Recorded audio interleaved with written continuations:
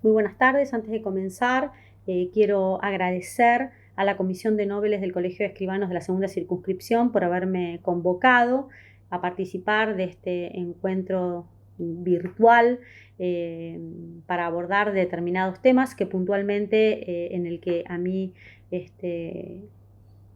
corresponde se refiere al fideicomiso testamentario. Me voy a dedicar a cuestiones muy puntuales que tienen que ver con el contenido del testamento, que me parece que son las que pueden resultar de alguna manera de mayor utilidad. Previo a ingresar al contenido del testamento y algunas cuestiones puntuales, como les decía, yo me quiero dedicar a la normativa aplicable, es decir, ¿dónde vamos a ir a buscar las normas del fideicomiso testamentario, que es importante como base de todo este tema? Dentro de las normas del derecho sucesorio, nosotros nos encontramos con el artículo 2493, que regula cuestiones muy puntuales y muy lineales que tienen que ver con la posibilidad de disponer mediante un fideicomiso testamentario la totalidad de la herencia, una parte de la herencia o un bien determinado, y además establecer instrucciones para el heredero o legatario fiduciario. No se olviden de esta frase, el heredero o legatario fiduciario, es decir, no habla de fiduciario, sino de heredero o legatario fiduciario. Esto en un momento van a saber por qué se los estoy remarcando.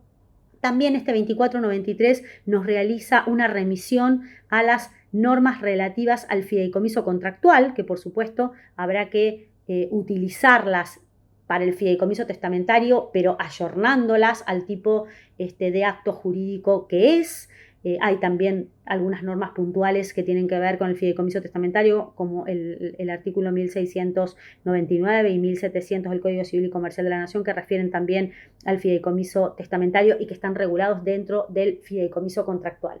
Y también este 2493, algo que es muy importante, plantea que el fideicomiso testamentario no puede vulnerar la legítima hereditaria. Esto es un tema que resolvía discusiones doctrinarias que había bajo el régimen del Código derogado sobre la posibilidad o no de que el fideicomiso testamentario vulnere la legítima hereditaria, y en este caso el Código Civil y Comercial ha dicho que no puede vulnerar la legítima hereditaria y plantea como excepción la mejora en favor del heredero con discapacidad, que amplía esa porción disponible tomando esa ampliación de la legítima hereditaria. En cuanto a la finalidad del fideicomiso, yo diría que puede ser muy variada. Diríamos que las más habituales, dentro de lo poco habitual que es el fideicomiso testamentario, serían las que tienen que ver con las relaciones de familia y las que tienen que ver con los fines benéficos. De todas maneras, lo que no cabe duda es que se trata de una herramienta de planificación sucesoria, este fideicomiso testamentario, y al tratarse el fideicomiso testamentario de una herramienta de planificación sucesoria, uno tiene que medir muy bien y tener muy bien en cuenta que son actos que pueden traer o que pueden generar impactos para luego de la muerte del causante en cuanto a ya sea la legítima hereditaria y determinadas otras cuestiones. Por lo tanto, entonces, me parece que debe con mucha rigurosidad tener en cuenta estas cuestiones, fundamentalmente si la persona tiene herederos forzosos o no tiene herederos forzosos. Es decir, si no tiene herederos forzosos, por supuesto que va a haber una libertad absoluta para disponer de la forma que lo desee, pero no va a ser lo mismo si el testador tiene herederos forzosos. En cuanto al testamento, puede realizarse el fideicomiso testamentario por cualquiera de las formas ordinarias de testar, ya sea por un testamento hológrafo o por el testamento por acto público, es indiferente. Ahora nos vamos a dedicar a algunas cuestiones puntuales en la redacción del testamento respecto de los sujetos que forman parte o que intervienen en un fideicomiso testamentario, que por supuesto son los mismos que en el fideicomiso contractual, pero como hablábamos en un principio, ayornando estos sujetos a la temática del testamento, a la temática de la transmisión mortis causa o de la sucesión. Respecto del fiduciante, en nuestro caso es el testador, es decir, es el futuro causante. Quien organiza el fideicomiso en este caso es aquella persona que cuando ese fideicomiso testamentario comienza a funcionar, la persona va a haber fallecido. Los derechos que el código le atribuye al fiduciante dentro del fideicomiso contractual, nosotros en el fideicomiso testamentario los debemos interpretar en el sentido de que han sido en favor de los herederos de ese fiduciante. Luego, en cuanto al fiduciario, es el titular de los bienes que constituyen el objeto del fideicomiso. Fíjense que cuando hablábamos del 2493 recién, yo les decía, presten mucha atención en cuanto dice al heredero fiduciario o al legatario fiduciario. ¿Por qué había que prestar atención? Porque lo primero que tenemos que tener presente es que el fiduciario dentro del fideicomiso testamentario va a ser un heredero o un legatario sujeto a plazo o a condición. Y va a ser heredero o legatario según sea o según cuál fuera el objeto de ese fideicomiso testamentario. Es decir, si en el caso o en determinado caso lo que se estipula en el testamento es que va a recibir ese fiduciario la totalidad de la porción disponible, entonces nos encontraremos con un fiduciario que va a funcionar como un heredero de cuota sujeto a plazo o condición, y una vez que cumpla ese plazo o esa condición, va a transferir los bienes o a transmitir los bienes a quien ordene ese testamento. Lo mismo si se trata de un legatario o lo mismo si se trata de un heredero universal. Es decir, siempre que hablamos de fiduciario en el fideicomiso testamentario, nos estamos refiriendo a un sucesor mortis causa que va a ser heredero de cuota, heredero universal o legatario de cuota, según surja del propio testamento en cuanto al objeto.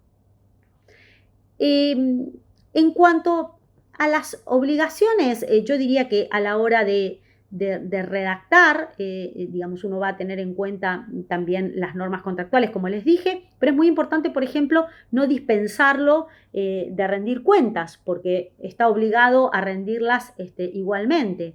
Es interesante también poder explicarle al testador o informarle o asesorarlo en el sentido de que podría incluir una cláusula en la cual no tenga derecho a recibir una retribución. Entonces, en ese caso, si acepta la herencia como un heredero sometido a plazo o a condición porque es un fiduciario, entonces en ese caso no va a tener derecho a una retribución si así lo estipuló el testador. En cuanto a la sustitución de ese fiduciario, es muy importante que pudiéramos poner algún mecanismo para sustituirlo en el caso de que ese fiduciario, por ejemplo, fallezca o se vuelva incapaz o renuncie. La renuncia es un poco más compleja, pero bueno, o haya una remoción judicial, o si se trata de una persona jurídica, una disolución o que quiebre. Entonces, en este caso, que existan mecanismos planteados allí que estipulen una forma de sustituirla. En cuanto al beneficiario, es una persona designada por el testador en cuyo favor se va a ejercer ese fideicomiso. Es muy importante tener en cuenta que el beneficio es transmisible mortis causa o por actos entre vivos, salvo una estipulación en contraria. Es decir, que en este sentido también es importante informar al testador sobre la posibilidad de estipular una cláusula que le impida la transmisión mortis causa o por actos entre vivos de ese beneficio. El beneficiario puede ser también una persona humana o una persona jurídica, puede existir o no existir al momento de la redacción del testamento, puede designarse varios beneficiarios y si nada se dice, se va a entender que se benefician por igual. Para el caso de que no acepte el beneficiario o que renuncie más de uno, si han sido designados más de uno, puede estipularse derecho de acrecer entre ellos, o en su caso, si se ha nombrado a uno solo y renuncia, es importante poder designar beneficiarios sustitutos. Tener en cuenta también que si ningún beneficiario acepta, se entiende que el beneficiario va a ser el fideicomisario. Entonces, bueno, tener muy bien presentes si conviene poner beneficiarios sustitutos o directamente tener en cuenta que si no acepta el beneficiario, está tranquilo el testador que va a ir a manos del fideicomisario. Es muy importante también informar que el derecho del beneficiario, aunque no se haya aceptado, puede transmitirse por actos entre vivos o por causa de muerte, salvo estipulación en contraria. Respecto del fideicomisario, es el destinatario final de los bienes. En nuestro caso, el fideicomisario puede ser el beneficiario, puede ser un tercero o puede ser el fiduciante, que como ya hemos dicho, en nuestro caso van a ser los herederos de este fiduciante. Respecto del plazo, el plazo máximo es el de 30 años o en el caso de tratarse de una persona que sea incapaz o que se trate de una persona con capacidad restringida, puede durar hasta, digamos, el cese de esa incapacidad o de esa restricción o en su defecto también puede durar hasta la muerte. Respecto de, digamos, algunas otras cuestiones del contenido del testamento, lo fundamental es remitirse al artículo 1667, pero algunos temas también relativos a esta cuestión yo me quiero referir. Por ejemplo, respecto a la individualización de los bienes objeto del fideicomiso. Si se trata de un bien determinado o de varios bienes determinados, no va a haber dificultad. Ahora, si se trata de un heredero de cuota, quizás allí la cuestión se complique. Entonces habrá que buscar un mecanismo de poder resolver cómo se va a completar esa cuota o si definitivamente dentro del marco del proceso sucesorio ese fiduciario tomará los bienes que se le adjudiquen dentro del marco de la cuota si es que no han sido estipulados por el testador. Tampoco va a haber inconveniente en el caso de que sea la totalidad de la herencia. Pero bueno, son temas que hay que pensarlos a la hora de la redacción de ese testamento que me parece muy importante. Otra de las cuestiones importantes que voy a retomar, que las comencé conversando al principio, es esta cuestión del fideicomiso testamentario y la legítima hereditaria. Yo diría que es un tema, más allá de estas cuestiones puntuales que me parecen las más importantes para tener en cuenta a la hora de la redacción del testamento, la legítima hereditaria, en el caso de la existencia de herederos forzosos o que tenga ese testador herederos forzosos, yo diría que es muy importante. Y más importante es sobre todo para el caso del heredero con discapacidad. Nosotros hemos dicho que si el testador tiene herederos forzosos, va a poder realizar un testamento cuyo objeto de ese testamento no vaya más allá de la porción de libre disposición. Ahora, en el caso de que exista un heredero con discapacidad, el artículo 2448 habilita a avanzar más allá de la porción disponible y a tomar un tercio de la legítima hereditaria. Este beneficio es exclusivamente para ascendientes y para descendientes, no lo tiene el cónyuge. ¿Cómo debería realizarse esa cuenta? Vamos a suponer que tenemos, que ese testador tiene 2 hijos y uno de esos hijos es un heredero con discapacidad en la terminología del propio 2448.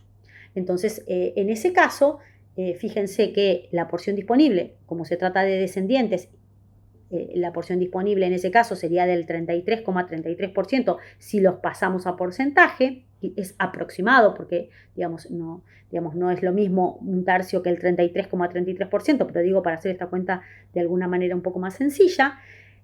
Por tanto, la legítima hereditaria, es decir, la contracara de la porción disponible, la legítima hereditaria, ascendería al 66,66%. Si nosotros tomamos este 2448 de ese 66,66%, que es la legítima hereditaria, podríamos tomar un tercio más, es decir, que sería un 22,22% más. Por lo tanto, en el caso del heredero con discapacidad, de la totalidad de la masa para determinar la legítima, podríamos llegar a tomar hasta el 55,55% en concepto de mejora. Ahora, además, le queda a este heredero con discapacidad su derecho a la legítima hereditaria. Fíjense que la legítima individual que tiene este heredero es del 22,22%. Ustedes recuerden que tenemos legítimas globales, en el caso de los descendientes es el 66,66%, o 2/3, pero también hay legítimas individuales, que es, digamos, esa legítima global dividida en la cantidad de legitimarios. En el caso de nuestro ejemplo, si dijimos que tomamos la totalidad de la porción disponible, que es del 33,33%, y además tomamos digamos, la ampliación que nos admite este 2448, que es el tercio de legítima, que es del 22,22%, tendríamos en ese caso hasta un 55,55% en concepto de mejora para ese heredero con discapacidad, más el 22,22% que le corresponde por su derecho a la legítima. Es decir, que en este caso, que hemos elegido 2 legitimarios, el heredero con discapacidad podría tomar hasta el 77,77% de la herencia, por supuesto en el caso que no hubiera realizado otro tipo de liberalidades, ya sea por actos entre vivos o mortis causa, y el otro heredero le correspondería el 22,22% en concepto de legítima hereditaria. No debe preocuparse el escribano o la escribana respecto de si ese heredero con discapacidad cumple con la discapacidad en los términos del Código Civil y Comercial de la Nación, es decir, en los términos de este 2448, porque en realidad el testamento se realiza igual, y si luego los herederos consideran que no reúne los requisitos de esta incapacidad en los términos de la norma, entonces se iniciarán las acciones de protección a la legítima hereditaria luego de la muerte del causante, a los efectos de dejar a salvo la legítima hereditaria, y allí se discutirá si en verdad existe o no existe, o si se cumplen con los requisitos de la discapacidad en los términos de la norma, para saber si es viable o no esa mejora ampliada. Bueno, hasta aquí es lo que yo considero lo más importante a los efectos de la redacción del testamento. Espero que les haya sido de utilidad, y bueno, simplemente decirles que en este momento de cuarentena y de aislamiento social, que se cuiden mucho y que nos cuidemos mucho. Muchísimas gracias.